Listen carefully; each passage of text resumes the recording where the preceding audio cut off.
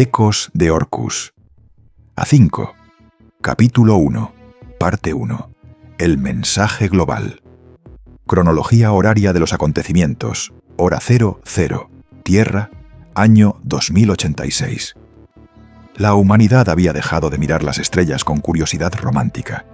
El contacto con formas de vida alienígenas se había convertido en un debate cotidiano, un murmullo constante que la gran mayoría ya aceptaba como un hecho inevitable, aunque todavía careciera de pruebas oficiales.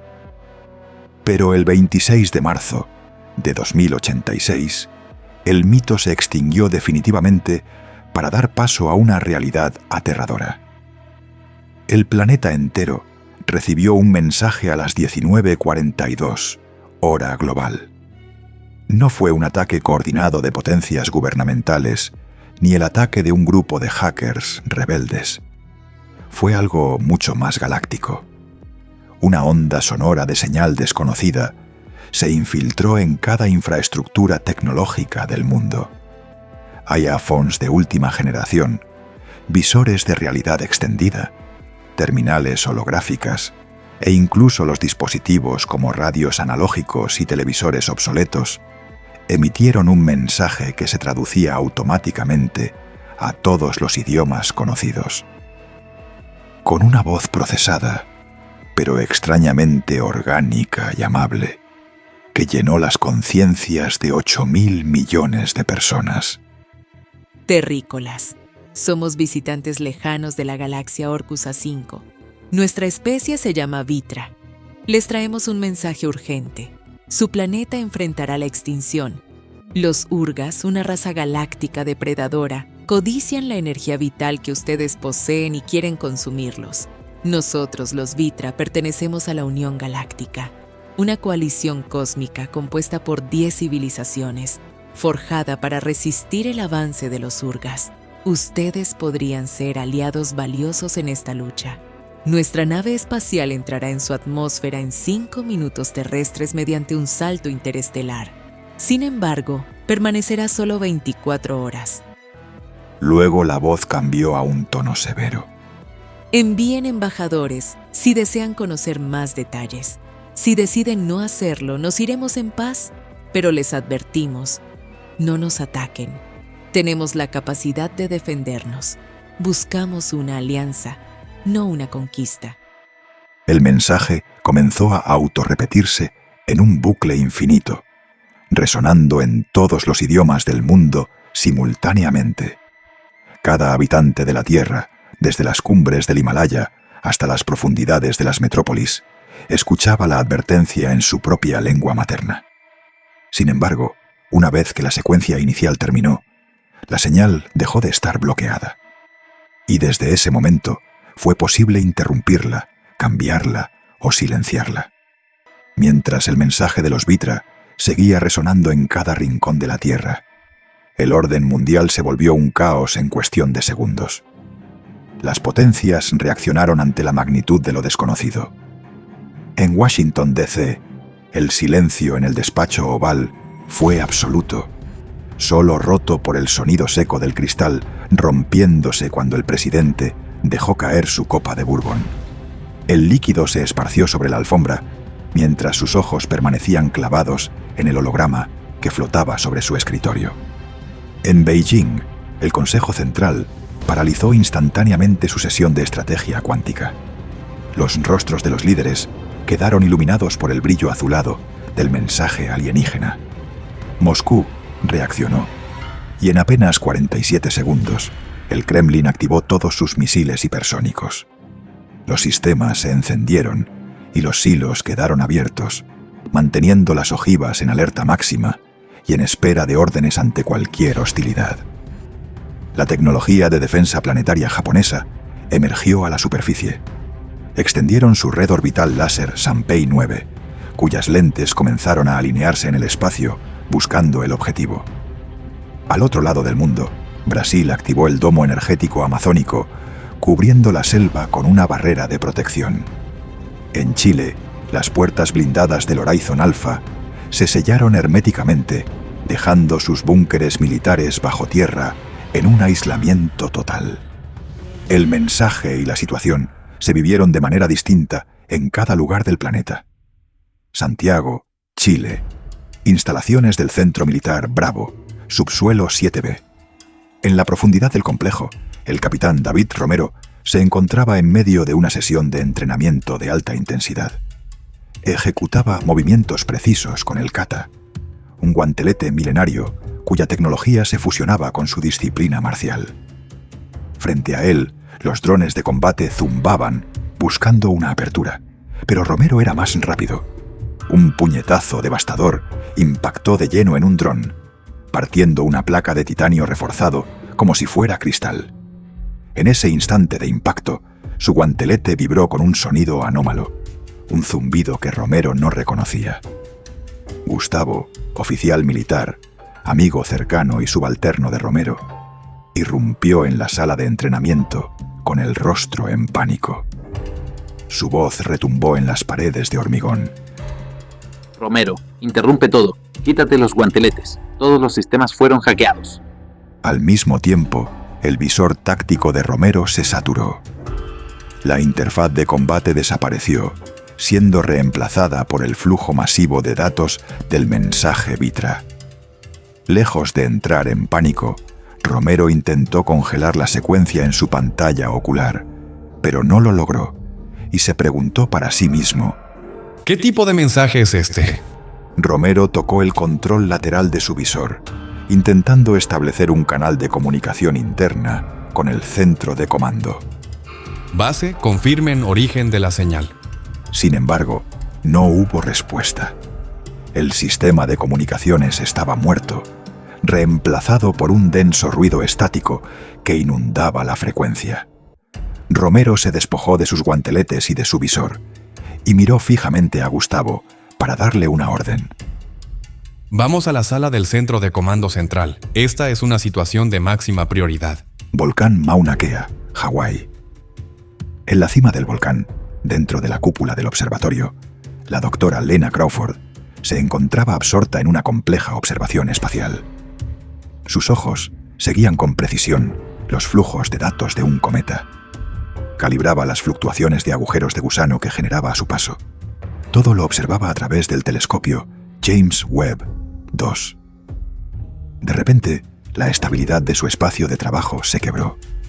Su holograma principal parpadeó violentamente y colapsó en una lluvia de píxeles azules para comenzar a reproducir el mensaje Vitra. Lena se inclinó sobre la consola, analizando los gráficos de la frecuencia con una mezcla de terror y fascinación científica. Lo que veía en pantalla era imposible. Una frecuencia de origen desconocido que, según los sensores cuánticos, provenía de 2,7 millones de años luz, pero se estaba transmitiendo en tiempo real. Aquello desafiaba toda la lógica terrestre conocida. La velocidad de la luz debería haber tardado eones en traer ese mensaje, pero allí estaba, pulsando con vida frente a ella. Por primera vez en su carrera, el conocimiento de Lena se sintió insuficiente. Sus manos temblaron levemente sobre los controles cuánticos. Órbita espacial, Kiribati, área japonesa. En el silencio absoluto del espacio exterior, el comandante Hiro Tanaka se encontraba patrullando a bordo de su caza orbital KC-7. La curvatura de la Tierra brillaba bajo él, cuando de repente la sofisticada interfaz de su cabina se desvaneció. Los indicadores de navegación y el HUD de combate desaparecieron, siendo reemplazados por una estática azulada y un flujo de datos desconocido.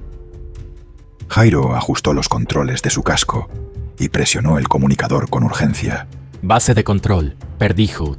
Tengo una transmisión externa bloqueando mis sistemas. Y Ana, ¿me copian?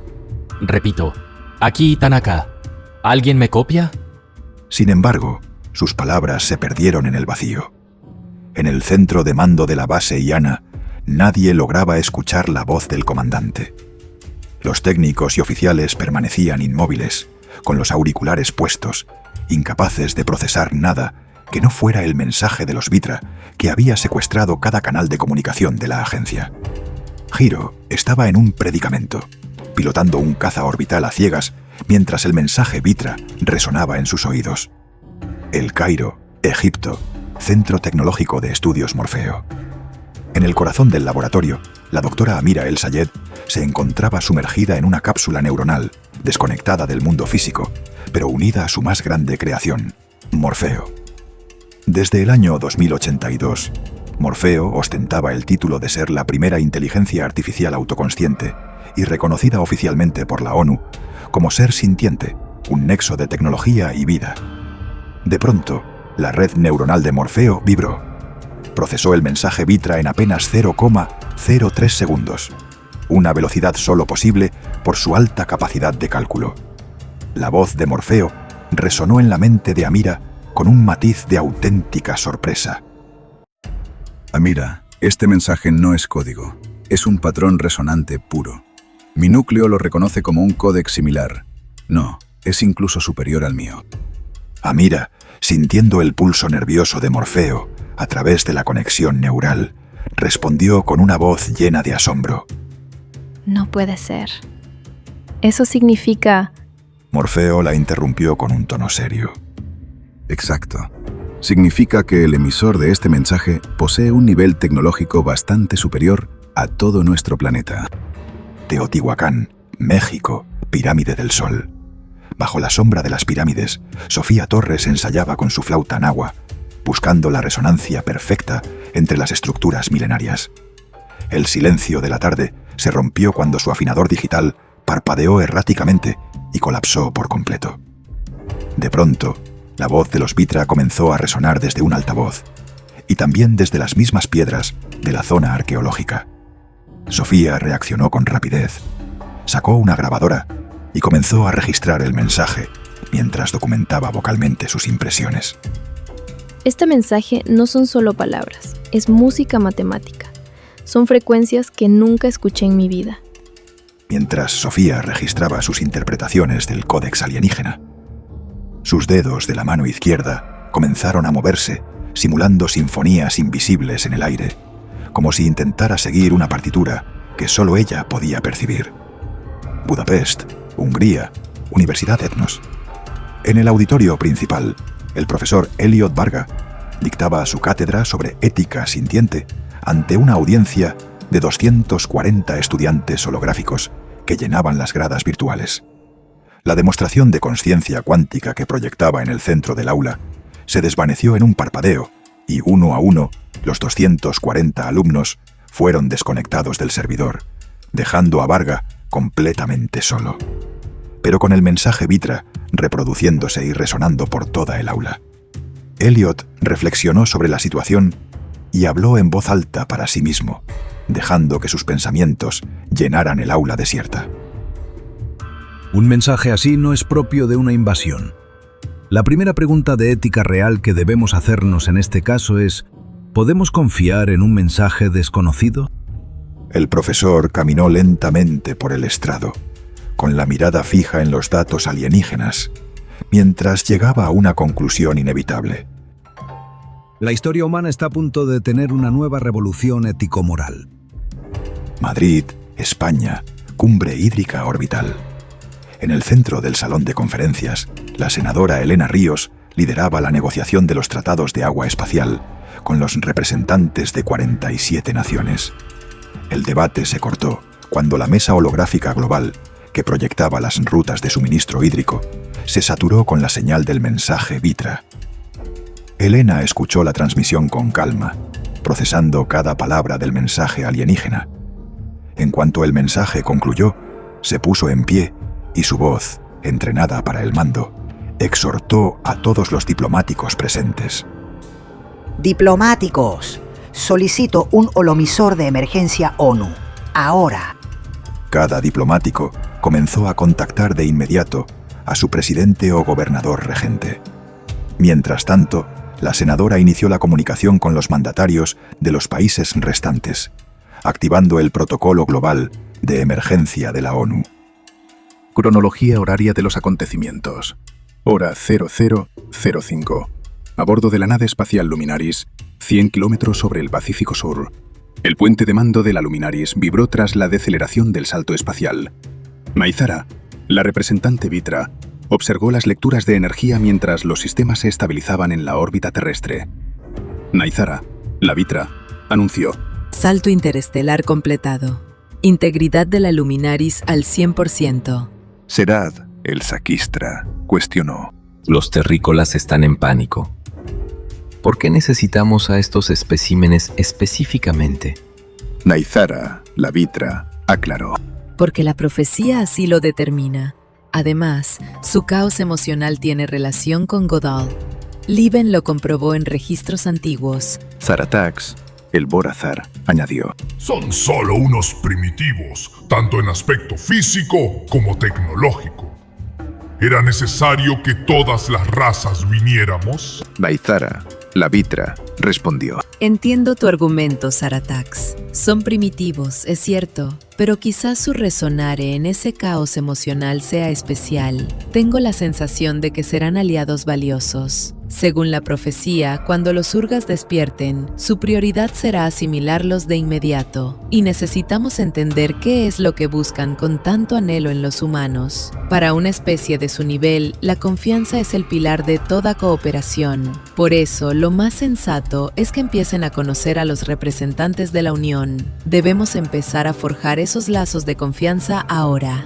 Tours 07, el sintríptico, propuso. Pero, ¿no sería más fácil simplemente someterlos para que mi raza los fuerce a evolucionar? Así entenderían todo más rápido. Al no ser individuos tan complejos, el proceso no debería durar más de un par de días terrestres. Naizara, la Vitra, advirtió. Nodor, el Kribita, fue claro en su profecía.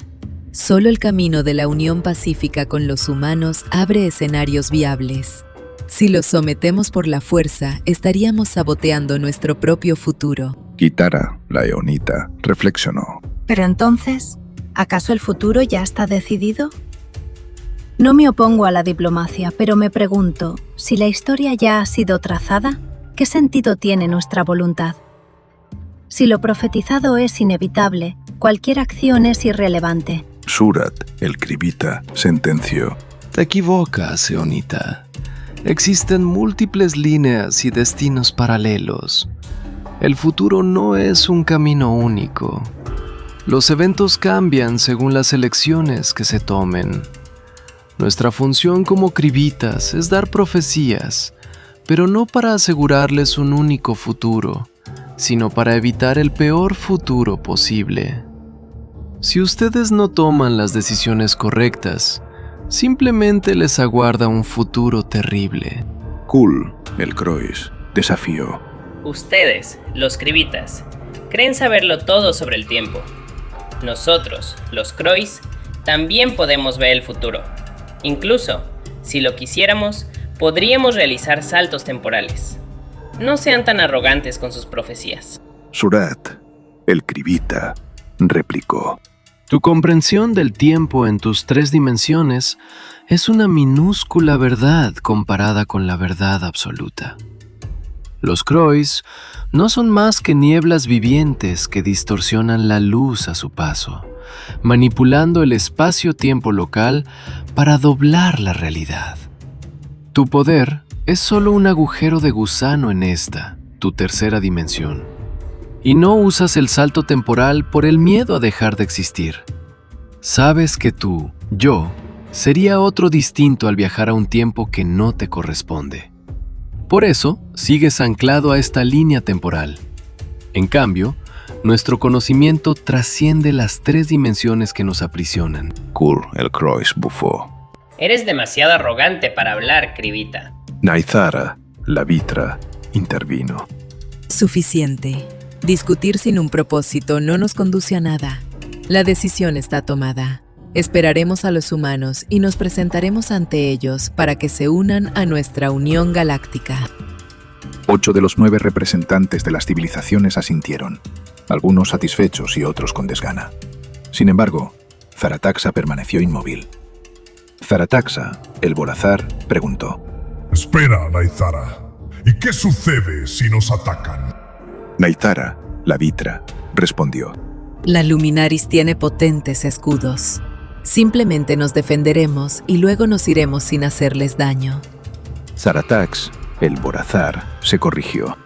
Me refiero a si nos atacan al abordar la nave durante la reunión. Naizara, la Vitra, explicó. En ese caso, eliminaremos a los hostiles y luego nos iremos. Aunque los humanos no se unan a nosotros, siempre podemos protegerlos desde la distancia y usarlos como carnada para los Urgas. Zarazax, el Borazar, asintió. Bien, estoy de acuerdo con eso. Naitara, la Vitra, ordenó. Kitara, prepara el éter vital para nuestros esperados invitados. Una vez que estemos todos reunidos, el Resonare revelará si son una raza digna. De ser así, les entregaremos el regalo. Por su fragilidad biológica, el éter vital será un tesoro que mejorará su existencia corporal. Cronología horaria de los acontecimientos. Hora 00:45. Satélites terrestres terminaron de analizar la nave que apareció sobre el Pacífico Sur. Una estructura de 8 kilómetros, de geometría no euclidiana y con un campo energético estable. Elena Ríos inició la transmisión desde Madrid con el siguiente mensaje. Atención, jefes de Estado. Sesión de emergencia ONU vía holomisor. Iniciamos en unos minutos. Las 198 naciones son requeridas.